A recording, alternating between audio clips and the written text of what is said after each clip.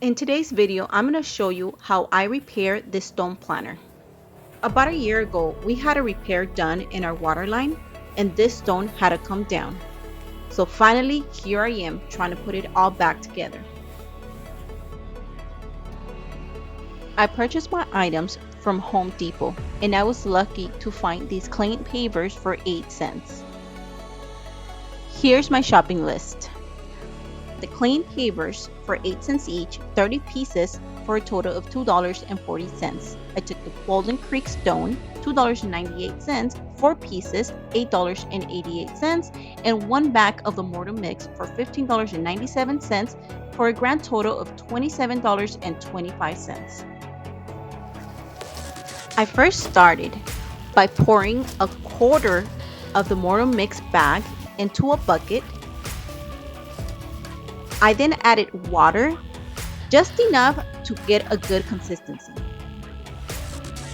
This is one of the original pieces, and all I'm doing is just trying to put it back in place. I just added mortar mix in between just to stick it together.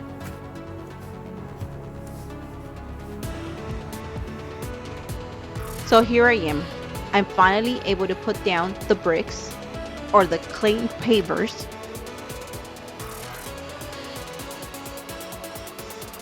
I do have to mention that this is my first time doing this, but I honestly think that there is no wrong way of doing it.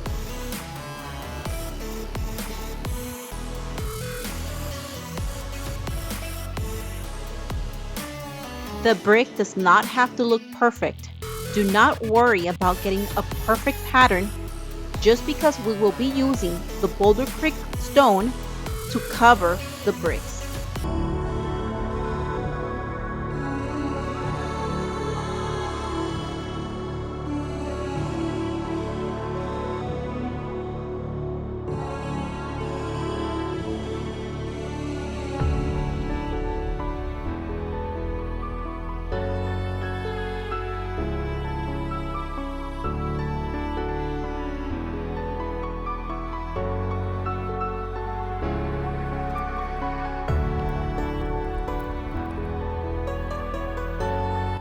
Once I was done putting up the brick, I then smeared some mortar mix on the bricks and some behind the actual stone.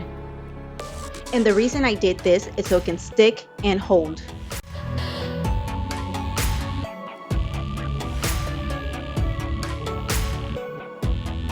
I also used some brick just to hold the actual stone in place.